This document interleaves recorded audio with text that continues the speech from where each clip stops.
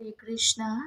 আমি আমার পরমারাধ্য গুরুদেব ওং বিষ্ণুপাদ পরমহংস অষ্টোত্তর শত শ্রী শ্রীমৎ ভক্তি সুন্দর ভাগবত মহারাজের রাতুল চরণ যুগলে অগণিত ভক্তিপূর্ণ প্রণাম জানাই এবং সকল সাধুগুরু বৈষ্ণব ভক্তবৃন্দের শ্রীচরণ কমলে জানাই আমার ভক্তিপূর্ণ প্রণাম। আজ আমরা জানব বৈশাখ মাসে তুলসী দেবীকে জল প্রদান করা হয় কেন, তুলসী দেবীকে জল প্রদান করলে কি হয়, আর জল প্রদান করার ফলে আমরা কি কি ফল লাভ করতে পারি, তুলসী দেবীকে রোপণ করলে কি হয়, তুলসী দেবীর পূজা অর্চনা করলে কি হয়, ধ্যান করলে কি হয়, শ্রী গোবিন্দের চরণে তুলসী পত্র আমরা কেন নিবেদন করব, কিসের জন্য নিবেদন করা হয়, তুলসী দেবীকে জল কেন প্রদান করব, এই সমস্ত কিছু সম্পর্কে জানব। তুমি বলে নি 14ই এপ্রিল, আগামী 14ই এপ্রিল 31শে চৈত্র সোমবার শ্রী শ্রী কেশব ব্রত আরম্ভ হচ্ছে। 1 মাস ব্যাপী শ্রী শালগ্রাম শিলায় এবং তুলসী দেবীকে জল প্রদান করতে হয় ঝাড়া বেঁধে। প্রত্যেকে অবশ্যই ঝাড়া বেঁধে তুলসী দেবীকে জল প্রদান করবেন। আর এই যে এই দিনটি হলো চৈত্র মাসের সংক্রান্তি তিথি। শুধু চৈত্র মাসের নয়, মানে সারা বছরের শেষ সংক্রান্তি, সারা বছরের শেষ সংক্রান্তি হলো চৈত্র সংক্রান্তি। এই দিন থেকে কেশব ব্রত আরম্ভ হচ্ছে, তুলসী দেবীকে জল প্রদান করতে হয় 1 মাস ব্যাপী। আর বলা হয়েছে যে এই দিন চড়ক পূজার কথা আপনারা শ্রবণ করে নিয়েছেন। কিন্তু তুলসী দেবীকে জল প্রদান করলে কি ফল লাভ হয়, এটা কোথায় রয়েছে? পদ্মপুরাণে রয়েছে। পদ্মপুরাণের সৃষ্টি খণ্ডে খুব সুন্দরভাবে বর্ণিত হয়েছে। 60 নম্বর অধ্যায়ের 105 নম্বর শ্লোকে বর্ণিত হয়েছে যে সর্বেভ্যো পত্রপুষ্পেভ্যো সত্তমা তুলসী শিবা সর্বকামপ্রদা শুদ্ধা বৈষ্ণবী বিষ্ণু সুপ্রিয়া। অর্থাৎ সকল পত্রপুষ্পের মধ্যে, সর্বেভ্যো পত্রপুষ্পেভ্যো মানে সকল পত্র এবং পুষ্পের মধ্যে সত্তমা তুলসী শিবা, সব থেকে উত্তম, সব থেকে শ্রেষ্ঠা হলেন তুলসী দেবী। তুলসী পত্র শ্রেষ্ঠ, সকল পত্র পুষ্পের মধ্যে তুলসী দেবী, তুলসী পত্র শ্রেষ্ঠ। তুলসী পত্র ভগবান শ্রী হরির শ্রীচরণে নিবেদন করলে ভগবান অতি প্রীত হন, অতি প্রসন্ন হন। গীতায় তিনি বলছেন যে পত্রং পুষ্পং ফলং তুয়ং ইয়ো মে ভক্তিয়া প্রয়াচ্ছতি তদহং ভক্ত পরিতমস্নামি প্রয়াতাত্মনঃ। অর্থাৎ পত্র পুষ্প ফল জল কেউ যদি ভক্তি সহকারে নিবেদন করে থাকে আমাকে, তাহলে ভক্তের নিবেদিত, প্রীতি সহকারে নিবেদিত পত্র পুষ্প ফল জল আমি প্রীতিপূর্বক সাদরে গ্রহণ করে থাকি। তো ভগবান যে এখানে বলেছেন পত্র পুষ্প ফল জল, তো এখানে পত্র বলতে তুলসী পত্রের কথা বোঝানো হয়েছে। তুলসী পত্র নিবেদন করতে হবে। তুলসী দেবীর এত মহিমা যে আমরা বর্ণনা করে শেষ করতে পারবো না। এই বৈশাখ মাসে তুলসী দেবীকে জল প্রদান করতে হয় কেন? মানে সারা বছরই প্রত্যেক দিনই তুলসী দেবীকে জল প্রদান করতে হয়, কিন্তু এই সময়টি নির্দিষ্ট করে বলা হয়েছে যে এই সময় অবশ্যই, অতি অবশ্যই জল প্রদান করতে হয়। কারণ সৌর বৈশাখ মাসে সূর্যের তাপ অত্যন্ত প্রখর থাকে, আর এই সময় কি হয়, মাটি একদম শুকনো হয়ে যায়, জলের অভাবে একদম শুকনো হয়ে যায়, মাটি ফেটে যায়। তো সেই সময় তুলসী দেবীর খুব কষ্ট হয় জল ঠিকঠাক ভাবে না পেয়ে। আর সেই সময় যদি কেউ তুলসী দেবীকে জল প্রদান করে থাকেন, আবার ঝাড়া বাঁধতে হয় কেন? সেই সময় তুলসী দেবীকে জল প্রদান করে থাকলে ভগবান অতি প্রসন্ন হন যে আমার প্রেয়সীকে, আমার ভক্তকে কেউ সেবা করছে। কারণ ভগবান বলছেন যে বলে সে আমার ভক্ত সে আমার প্রিয় নয়, যে বলে সে আমার ভক্তের ভক্ত সে আমার প্রিয় হয়। আর তুলসী দেবী হচ্ছেন কল্যাণী, শ্রী গোবিন্দের চরণ কমলের প্রেয়সী, তুলসী কৃষ্ণ প্রেয়সী। তুলসী দেবী ভগবান শ্রীকৃষ্ণের প্রেয়সী। তুলসী দেবীকে কেউ যদি সন্তুষ্ট করেন, প্রীত করেন, তাহলে ভগবান অতিশয় প্রীত হয়ে যান। তো ঝাড়া বাঁধতে হয় কেন? ঝাড়া বাঁধার কারণ হচ্ছে তুলসী দেবীকে একবারই যদি আপনি জল দিয়ে দেন, তাহলে কি হয়, সেই জলটি বাষ্প হয়ে উড়ে যায় বা মাটি টেনে নেয়, সহজে সেটা শুকনো হয়ে যায়, আবার ধীরে ধীরে তাড়াতাড়ির মধ্যে শুকনো হয়ে যায়। কিন্তু ঝাড়া বেঁধে ফোঁটা ফোঁটা করে যখন জল ফেলা হয়, জল যখন তুলসী দেবীকে প্রদান করা হয় ঝাড়া বেঁধে, তখন কি হয়, সে মাটি, তুলসী দেবীর গোড়ায় যে মাটি, সেই মাটি সিক্ত থাকে, শুকনো হয়ে যায় না, সহজে সিক্ত থাকে। আর তার ফলে কি হয়, তুলসী দেবীর যে মাটি ঠান্ডা থাকে, শীতল থাকে, সিক্ত থাকে, আর তুলসী দেবীর কষ্ট দূর হয়। বলা হয়েছে তুলসী নাম উচ্চারণ করা মাত্রই, তুলসী নাম উচ্চারণ করা মাত্রই সমস্ত পাপ দূর হয়ে যায়। তুলসী নাম উচ্চারণ করা মাত্রই ভগবান অতিশয় প্রীত হয়ে যান, ভগবান অতি প্রসন্ন হয়ে যান। আর তুলসী দেবীকে দর্শন করলে সমস্ত পাপ তাপ নাশ হয়ে যায়। তুলসী পত্র, তুলসী দেবীকে জল প্রদান করলে যম ভয় দূর হয়। মানে তুলসী দেবীকে যারা জল প্রদান করেন, তাদের যখন মৃত্যু হয়, কখনো যমদূতেরা তাদেরকে নিয়ে যায় না, কোনোদিন যমদূতেরা তাদেরকে নিয়ে যাবে না, বিষ্ণুদূতেরা তাদেরকে নিয়ে যাবেন পরমধামে। তুলসী দেবীকে রোপণ করলে, তুলসী বৃক্ষ রোপণ করলে কৃষ্ণ ভক্তি লাভ হয়। আর তুলসী দেবীকে স্পর্শ করলে সমস্ত রোগ ব্যাধি দূর হয়। আর তুলসী পত্র শ্রী গোবিন্দের শ্রী চরণে অর্পণ করলে কৃষ্ণ প্রেম লাভ হয়। তুলসী নাম উচ্চারণ করলে ভগবান অতিশয় প্রসন্ন হন। পদ্মপুরাণের পাতাল খণ্ডে বর্ণিত হয়েছে, এক বিপ্রের নিকট শ্রী যম তুলসী দেবীর মহিমা কীর্তন করছেন, যে বৈশাখ মাসে কেউ যদি অনন্য ভক্তি সহকারে তুলসী দ্বারা ভগবান শ্রীহরিকে পূজার্চনা করেন, ত্রিসন্ধ্যা যদি ভগবানের শ্রীচরণে তুলসী অর্পণ করেন, যদি পূজার্চনা করেন, তাহলে কখনোই তার পুনর্জন্ম হয় না।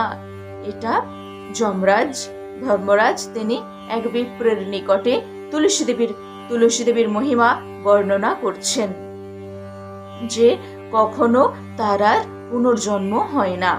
বলা হয়েছে, পূজনে কীর্তনে ধ্যানে রোপণে ধারণে কলৌ তুলসী দহতে পাপং, তুলসী দহতে পাপং স্বর্গং মোক্ষং দদাতি উপদেশং দিশদস্যা স্বয়মাচরতে পুনঃ স याति परमं स्थानं माधवस्य निकेतनम्। पूजने कीर्तने ध्याने रोपणे ধারণে কলৌ। তুলসী দেবীকে পূজা করলে, তুলসী দেবীর গুণকীর্তন করলে, এই যে তুলসী দেবীর সম্পর্কে বর্ণনা করা হচ্ছে, এতে গুণকীর্তন করা হচ্ছে। তো তুলসী দেবীর পূজা করলে, তুলসী দেবীর গুণকীর্তন করলে, ধ্যান করলে, রোপণ করলে, তুলসী মালা কণ্ঠে ধারণ করলে, তাহলে কি হয়, সমস্ত পাপ তাপ তুলসী দেবীর কৃপায় দূরীভূত হয়ে যায়। সেই ব্যক্তি স্বর্গ লাভ করে, মোক্ষ লাভ করে থাকে, স্বর্গধাম প্রাপ্ত হয়, তাছাড়া মোক্ষ লাভ করে থাকে। তুলসী দেবী মোক্ষ প্রদান করে থাকে, মুক্তি প্রদান করে থাকেন। তারপরে বলা যে উপদেশং দিশেদস্যা স্বয়মাচরতে পুনঃ স याति परमं स्थानं माधवस्य निकेतनम्। যদি এই উপদেশ, যে তুলসী দেবীকে জল প্রদান করুন, তুলসী দেবীর মহিমা গুণ কীর্তন করুন, তারপরে কি তুলসী দেবীকে রোপণ করুন, তারপর ধারণ করুন, কণ্ঠে ধারণ করুন, এইরকম ভাবে যদি মহিমা, তুলসী দেবীর মহিমা কেউ যদি বর্ণনা করে থাকেন, কেউ যদি অপরকে উপদেশ প্রদান করে থাকেন যে এটা এটা করুন, বৈশাখ মাসে তুলসী দেবীকে জল প্রদান করুন, আর কেউ যদি উপদেশ প্রদান করে থাকেন, আর কেউ যদি নিজে আচরণ করে থাকেন, নিজে উপদেশ প্রদান করার সাথে সাথে নিজে যদি তুলসী দেবীকে জল প্রদান করে থাকেন, তুলসী মালা কণ্ঠে ধারণ করে থাকেন, তুলসী দেবীকে পূজা অর্চনা করে থাকেন, গুণ কীর্তন করে থাকেন, তাহলে কি হয়, তিনি নিজে এবং যাদেরকে উপদেশ প্রদান করছেন তারাও কি হয়, স याति परमं स्थानं, মানে পরম ধাম প্রাপ্ত হন, পরম ধামে যান, পরম ধামে চলে যান। মাধবস্য নিকেতনম, পরম ধাম কোথায়? যেখানে শ্রী মাধবের আলয়, যেখানে শ্রী মাধব বসবাস করেন, যেখানে ভগবান শ্রীহরি তিনি থাকেন, মাধবের আলয়ে গমন করা যায়। বৈশাখ মাসে 4 রকম ভাবে তুলসী দেবীকে সেবা করা যেতে পারে। 4 রকম ভাবে তুলসী দেবীকে সেবা করা যায়। কেমন ভাবে?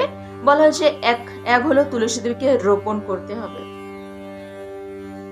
তারপর 2 হচ্ছে তুলসী দেবীকে রোপণ করে জল প্রদান করতে হবে, 3 হলো শ্রী গোবিন্দের শ্রীচরণে তুলসী পত্র অর্পণ করতে হবে, আর তুলসী দেবীকে পূজা অর্চনা করতে হবে, পরিক্রমা করতে হবে। তুলসী দেবীকে পূজা অর্চনা পরিক্রমা করা, এই 4 রকম ভাবে তুলসী দেবীকে সেবা করা যায়। রোপণ করলে, তুলসী দেবীকে রোপণ করলে সেবা হয়, তুলসী দেবীকে জল প্রদান করলে সেবা হয়, শ্রী গোবিন্দের শ্রীচরণে তুলসী পত্র অর্পণ করলে সেবা হয়, আর বলা হয়েছে পূজা, তুলসী দেবীকে পূজা করলে, পরিক্রমা করলে সেবা হয়। এই 4 রকম ভাবেই সেবা করা যায়। এবার গৌতমীয় তন্ত্রে বর্ণিত হয়েছে যে তুলসী দল মাত্রেণ জলস্য চুলুকেন বা বিক্রিণীতে সমৎমানম ভক্তেভ্যো ভক্তবৎসলঃ। অর্থাৎ যদি কেউ একটি মাত্র তুলসী পত্র শ্রীহরিকে নিবেদন করে থাকে, একটি মাত্র তুলসী পত্র আর 1 অঞ্জলি পূর্ণ জল কেউ যদি তুলসী দেবীকে নিবেদন করে থাকেন, তাহলে কি হয়? অবশ্যই ভগবান তার কাছে বিক্রি হয়ে যান, তার সেই ভক্তের কেনা হয়ে যান ভগবান।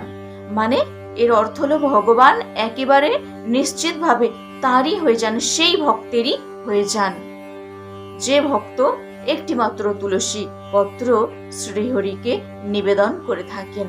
তুলসী দেবীর এত মহিমা, তুলসী দেবীর এত মহিমা। এ সম্পর্কে একটি কাহিনী রয়েছে যে এক ব্যাধ এক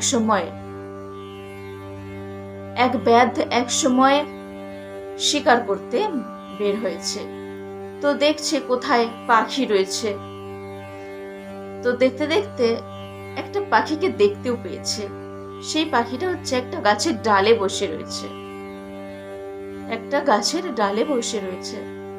তো এবার তীর নিক্ষেপ করেছে পাখির দিকে, আর সেই পাখিটা মানে তীর তার কাছে আসবে কি এসেও গেছে, আর সেই পাখি উড়ে গেছে, মানে তীর লাগেনি পাখির গায়ে। আর তীরটি পড়েছে জলে, কারণ এমন একটি গাছের ডালে পাখি বসেছিল, তো সেই ডালটি ছিল একটা সরোবরের দিকে হেলেছিল। তো পাখি তো উড়ে গেছে, তীর জলের মধ্যে পড়েছে, আর জলের মধ্যে পড়ায় জল একটু ছিটকে, খুব সজোরে তীরটি পড়েছে তো জলের মধ্যে, তো জল একটু ছিটকে সরোবরের পাশেই তুলসী বৃক্ষ ছিল, তো জল ছিটকে সেই তুলসী বৃক্ষের গোড়ায় জলটি পড়েছে।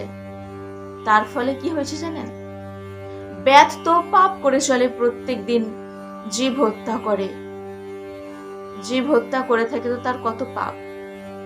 কিন্তু বৈশাখ মাসে এই ঘটনাটি ঘটেছে। বৈশাখ মাসে সেই ব্যাধ ওই তীর নিক্ষেপ করতে গিয়ে তার তীর ওখানে পড়ে যায়, ব্যাধের তীর জলে পড়ে যায়, জলাশয় পড়ে যায়, আর জল একটু ছিটকে তুলসী দেবীর গোড়ায় পড়ে। তার ফলে কি হয়?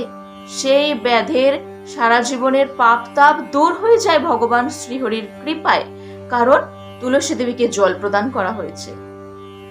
একটুকু জল ছিটকে তুলসী দেবীর গোড়ায় পড়েছে, ছিটকে একটু তুলসী দেবীর গোড়ায় জল পড়ায় সেই ব্যাধের সমস্ত পাপ তাপ দূর হয়ে যায়, কারণ সেটি সৌর বৈশাখ মাস ছিল।